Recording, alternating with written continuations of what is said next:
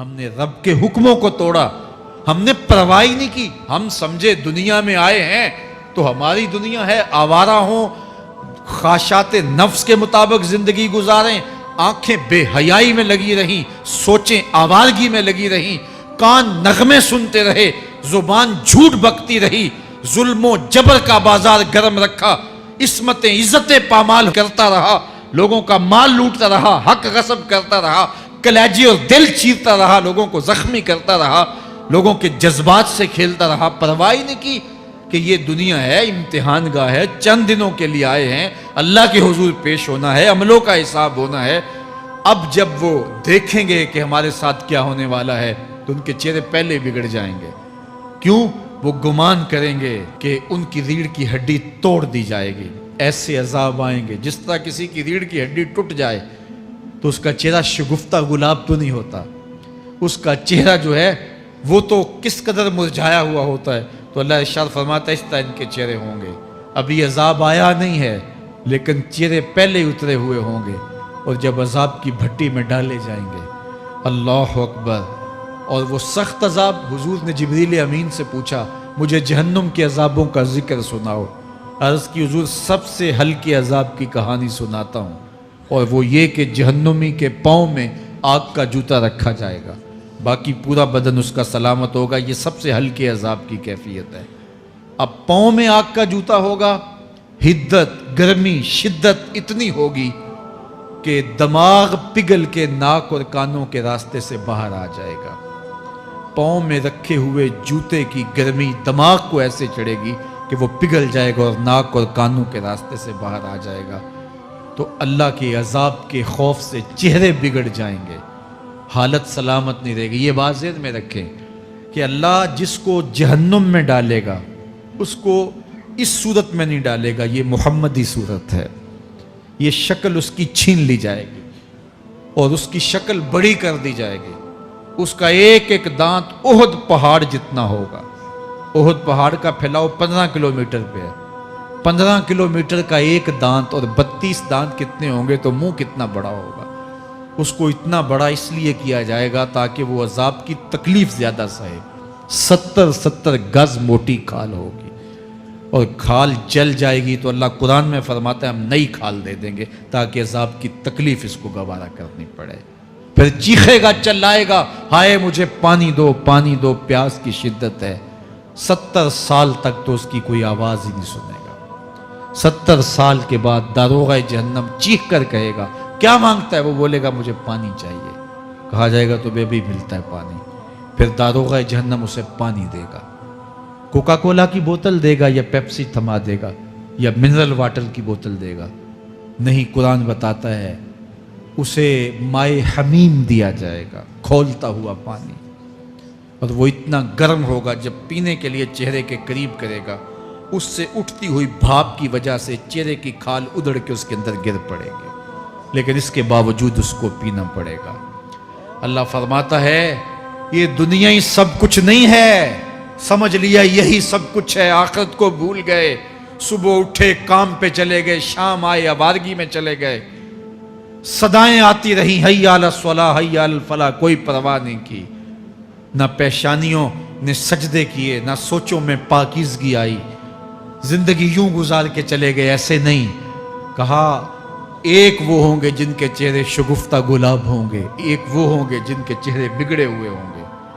اللہ اکبر، کلا اذا بلغت التراقی، یہ تو قیامت کا منظر ہے نا، قیامت سے قبل بھی ایک منظر ہے، اللہ اس منظر کو بھی بیان کر رہا ہے۔ کلا اذا بلغت التراقی، ہاں جب جان گلے کو پہنچ جائے گی۔ اے انسان تیرے اوپر وہ گھڑی بھی آنے والی ہے، وہ وقت بھی آنے والا ہے جب سانس اس ہنسلی میں اٹک جائے گا، جب سینے سے بھی سانس اوپر چلی گئی، اب ڈاکٹر بھی لا علاج قرار دے رہے ہیں کہ اب علاج نہیں رہا ہے، جان بس اب نکلنا چاہ رہی ہے، اور کہا جائے گا کوئی جھاڑ پھونک والا بلاؤ۔ اب ڈاکٹروں نے تو جواب دے دیا، اب سانس اٹک گئی گلے میں، چند لمحوں کی مہمان ہے۔ اب ڈاکٹروں نے کہا اب ہماری جانب سے لا علاج ہو گیا، اب لے جاؤ اس کو گھر، یا وینٹیلیٹر پہ ڈال دیتے ہیں اس کو، بس اب ہماری جانب سے کوئی اس کا علاج نہیں ہے۔ اب گھر والے روتے ہیں، کہتے ہیں کوئی جھاڑ پھونک والا لاؤ، کوئی دم والا لاؤ، شاید وہ کوئی دم کرے تو اس کی جان میں جان آ جائے۔ ڈاکٹروں نے تو لا علاج قرار دے دیا۔ وَظَنَّ عَنَّهُ الْفِرَاقُ، اللہ فرماتا ہے یہ تو جھاڑ پھونک والے کو ڈھونڈ رہے ہیں، لیکن جس کی سانس یہاں اٹکی ہے وہ سمجھ گیا ہے اب موت آ گئی ہے، اس کو یقین ہو گیا ہے کہ اب موت کے لمحے آ گئے ہیں، اب میں بچ نہیں پاؤں گا۔ اب آنکھیں تاڑے لگی ہوئی ہیں۔ وَالْتَفَّتِ السَّاقُ بِالسَّاقِ، پنڈلی پہ پنڈلی چڑھ رہی ہے۔ جب موت آ جاتی ہے تو پھر پنڈلی سے پنڈلی لپٹ جاتی ہے، اس کو پھر جدا کرتے ہیں اور جدا کر کے دونوں انگوٹھے باندھ دیتے ہیں تاکہ پنڈلی کے اوپر پنڈلی نہ چڑھے۔ اللہ وہ منظر بیان کرتا ہے، صاحب یہ وقت آنے والا ہے جب دونوں انگوٹھے باندھ دیے جائیں گے، جب ناک میں روئی ٹھونس دی جائے گی، جب چٹے لباس میں کفن دیا جائے گا، جب غسال کے سامنے بے بس پڑے ہوں گے، وہ چاہے یہ بازو اٹھائے چاہے یہ بازو اٹھائے، گرم پانی ڈالے یا سرد پانی ڈالے، جب بس پڑے ہوئے ہوں گے جو ہے وہ غسل دینے والوں کے، اور ناک میں روئی ہوگی اور دونوں انگوٹھے آپس میں بندھے ہوں گے۔ یہ محل، یہ ماڑی، یہ کوٹھیاں، یہ بنگلے جس کو سویر شام لگ کے حلال حرام کی تمیز کیے بغیر بنایا تھا، غوث اعظم رضی اللہ تعالیٰ عنہ بولے مکان بنا رہا ہے، بسیں گے اور حساب تو جا کے دے گا، اور یہ تو ایک رات بھی تجھے اس گھر کے اندر نہیں رکھیں گے کہ چلو ایک رات مہمان رکھ لیں۔ کہتے ہیں نہیں نہیں، مہمانوں نے بھی جانا ہے تو جلدی کرو، اس کو سپرد کراؤ، وہ تو تیرا لباس بھی پھاڑ کے اتاریں گے، خود غسل دینے کے لیے تیار بھی نہیں ہے، تجھ سے خوف آنے لگا ہے۔ جاندی واری ڈرونا بنے ہوتے، ہاتھ نہ لاندے ڈر دے، جنہ لئی تو پاپ کمائے اج کتھے نہیں تیرے کر دے۔ آج تو وہ تیرے ساتھ تجھے غسل دینے کے لیے آمادہ نہیں ہے۔ وَالْتَفَّتِ السَّاقُ بِالسَّاقِ، جب پنڈلی پہ پنڈلی چڑھنے لگ جائے گی، إِلَىٰ رَبِّكَ يَوْمَئِذٍ الْمَسَاقُ، اس دن تیرے رب کی طرف ہی لوٹ کے جانا ہے۔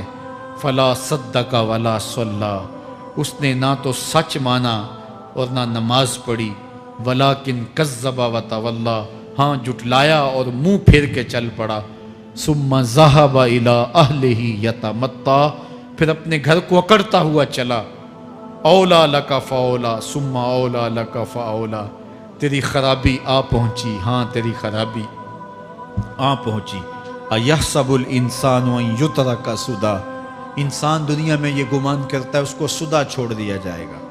سدا عربی میں ایسے اونٹ کو کہتے ہیں جس کی مہار کسی کے ہاتھ میں نہ ہو، شترے بے مہار، جہاں مرضی جس گھاٹ سے چاہے پانی پیے، جہاں سے مرضی چارہ لے، تو شترے بے مہار کو کہتے ہیں سدا۔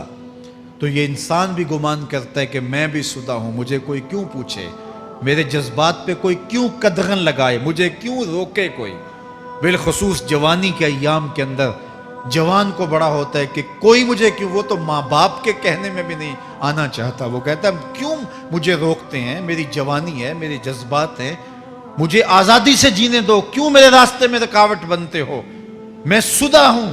اللہ فرماتا ہے نہیں، ایک اونٹ تو سدا ہو سکتا ہے، جس کو میں نے اشرف المخلوقات بنایا ہے اس کو تو سدا نہیں چھوڑوں گا، اس کو تو پابند بناؤں گا حکام کا۔ اب وہ کہتا ہے کہ نہیں نہیں، یہ کیسے دوبارہ اٹھائے جائیں گے؟ اب دوبارہ وہی بات پھر آ گئی، الم یک نطفۃ من منی یمنی، اللہ فرماتا ہے ایک بوند تھی نا، پانی کا ایک قطرہ تھا جو رحم مادر میں رکھا گیا، ثم کان علقہ، پھر وہ پانی کا قطرہ لوتھڑا بنا، فخلق فسوی، پھر اللہ نے اسے پیدا فرمایا اور پھر ٹھیک ہموار کیا، فجعل منہ الزوجین الذکر والانثی، پھر اس سے وہ جوڑ بنائے، کوئی مرد بنایا کوئی عورت بنائی۔ کہا اب غور کر، اب تیری آنکھیں دیکھتی ہیں، بجلیاں چمکتی ہیں، تیری زبان کا طوطی بولتا ہے، لوگ اشش کرتے ہیں تیری گفتگو پہ، تیری گفتار پہ صدقے جاتے ہیں، تیرے لہجے کے جمال کو دیکھتے ہیں، تیرے سینے کا زور، تیرے پنجوں کی طاقت، تیری دماغ کی تیزیاں اور تیری سوچوں کے اجالے، تیری زوردار ٹانگیں، تیرے کڑیل بازو اور تیری چوڑی چھاتی، اور تیرے گلاب کی پتیوں جیسے ہونٹ، اے انسان یہ سب کچھ کہاں تراشا گیا؟ ماں کے رحم میں، اس تاریکی میں جو 3 پردوں میں تھی، تیرا سر تیرے گھٹنوں میں تھا، اور تیرے رب نے وہاں تیرے اندر نسوانیت یا رجولیت کی صلاحیتیں پیدا کی، تیری آنکھوں میں چمک پیدا کی، تیرے کانوں میں نغمے بکھیرے، تیری زبان کے پٹھوں پہ قوت ذائقہ رکھی، تجھے بولنے کی صلاحیت دی، تیرے پنجوں میں زور رکھا۔ آج تو مفتی شہر ہے، آج تو علامۃ الدہر ہے، آج تو قاضی القضات ہے، آج تو منسٹر ہے، آج تو وزیر اعظم ہے، آج تو پہلوان ہے، آج تو شہزادہ ہے، آج تو بادشاہ ہے، آج تو زوراور ہے، آج تیری طاقت کے کیا کہنے، آج شیروں کو تو نچا لیتا ہے، ہاتھیوں کو تو بٹھا لیتا ہے، آج تو بڑا زوراور گھڑ سوار ہے، آج تیری طاقت کے کیا کہنے، تو کشتی کرتا ہے، زمانہ دیکھنے آتا ہے، آج تیری طاقت کے شوہرے ہیں، تیری عظمت کے تنتنے ہیں، لیکن انسان تو ایک ناپاک قطرہ تھا اور رحم مادر میں تھا۔ تیرے اندر یہ رنگ کس نے بھرے؟ تیرے کانوں میں نغمے کس نے رکھے؟ تجھے دماغ کی قوتیں کس نے دی؟ زبان کو بولنا کس نے سکھایا؟ آنکھوں میں توانائیاں کس نے رکھیں؟ تیری زبان کا طوطی بولتا ہے، یہ سلیقے کس نے دیے؟ پھر اللہ فرمایا، کتنا زوردار بیان ہے، الیس ذالک بقادر علی ان یحیی الموتى، جو ماں کے پیٹ میں ایک نطفے کو ایک خوبصورت انسان بنا سکتا ہے، ہڈیوں کو جوڑ کے دوبارہ انسان نہیں بنا سکتا؟ کیا وہ دوبارہ تجھے کھڑا نہیں کر سکتا اپنے سامنے پیش ہونے کے لیے، جس کے حکموں کو تو نے توڑا ہے، جس کے فرامین کا تو نے مذاق اڑایا ہے؟ کیا وہ اتنا ہی بے بس ہے کہ اپنے حضور تجھے جو ہے وہ کھڑا ہی نہیں کر سکتا ہے؟ جس رب نے تجھے ماں کے شکم میں شکل دی، حضرت شیخ فرید الدین عطار بولتے ہیں، سانے کزتی سلاتی می شود، ایسا کاریگر ہے مٹی سے بادشاہ بنا ڈالتا ہے۔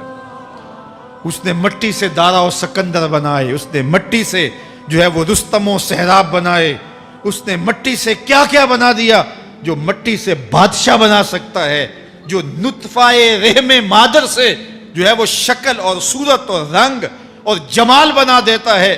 تیری صورت نکھرتی ہے، تیرے ہونٹ گلابی ہیں، اور تیری نرگسی آنکھیں ہیں، تیرے ریشمی بال ہیں، اور تیری خوبصورت رنگت ہے، تو چال چلتا ہے تو لگتا ہے قیامت چل رہی ہے، تیرا قد رانا جو ہے وہ صنوبر کو شرماتا ہے، تیری گفتار کے تنتنے ہیں۔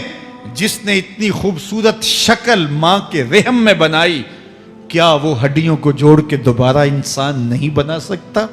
وہ دوبارہ انسان بنائے گا اور پھر تجھے اپنے حضور کھڑا کرے گا۔ اور ایک حدیث میں آتا ہے، اللہ بندے کو اپنے حضور کھڑا کرنے کے بعد اپنے سامنے سے ہٹنے نہیں دے گا جب تک 5 سوال نہیں پوچھ لے گا۔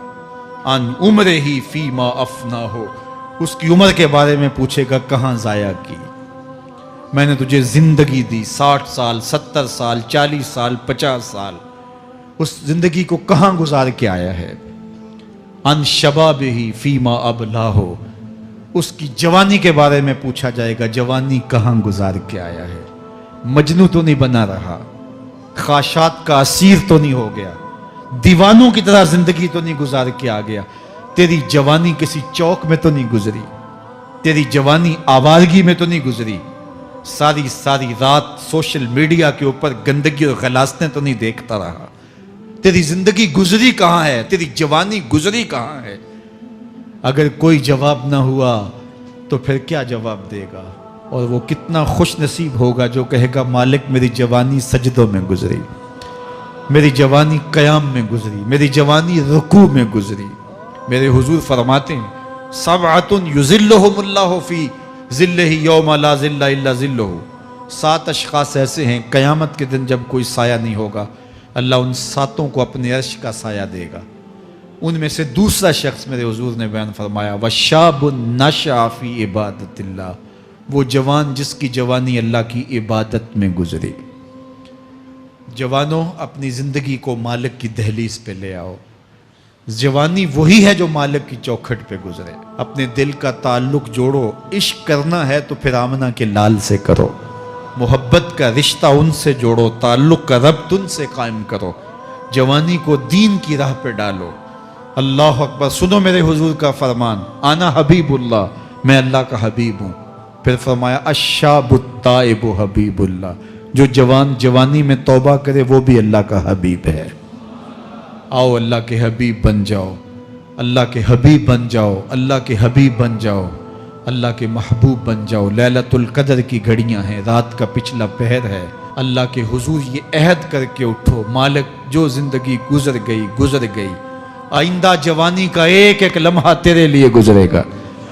جیوں گا تو تیرے لیے، مروں گا تو تیرے لیے۔ میری ایک ایک سانس تیرے نام وقف ہوئی، میری زندگی کی ایک ایک ساتھ تیرے نام وقف ہوئی۔ میں اپنا سب کچھ تیرے لیے پیش کرتا ہوں۔ میری زندگی کا مالک بھی تو ہے، میری موت و حیات کا خالق اور مالک بھی تو ہے۔ یہ زندگی تو نے دی، تیری امانت ہے، تیرے حضور ہی پیش کرتا ہوں۔ اور لیلۃ القدر کی گھڑیوں میں اس عزم کے ساتھ گھروں کو لوٹو کہ اللہ میری زندگی کا ایک ایک لمحہ تیرے نام ہوا، آنے والے موسم تیرے نام ہوئے، میری جوانی تیرے نام ہوئی، میرے آنسو تیرے نام ہوئے، میری پیشانی تیرے نام ہوئی، میرے دل کی دھڑکن تیرے نام ہوئی، میری صلاحیتیں تیرے نام ہوئی۔ میری زبان بولے گی تو تیری تسبیح بولے گی، تیرے ذکر کے ترانے پڑے گی، میرے کان سنیں گے تو قرآن کے نغمے سنیں گے، میری آنکھیں دیکھیں گی تو مالک تیری قدرت کی نشانیاں دیکھیں گی، تیرے رسول کا روضہ دیکھیں گی، تیرا کعبہ دیکھیں گی۔ مالک میری زبان سچائی کے نور سے مالا مال ہوگی اور میں ساری زندگی تیرے نام کرتا ہوں۔ اور جب آپ اپنی ساری زندگی اللہ کے نام کر دیں گے تو پھر وہ پوری کائنات تمہارے نام کر دے گا۔ کی محمد سے وفا تو نے تو ہم تیرے ہیں، یہ جہاں چیز ہے کیا لوح و قلم تیرے ہیں۔ اللہ آپ سب کو اپنی پناہ میں، امان میں اور حفاظتوں کے حصار میں رکھے۔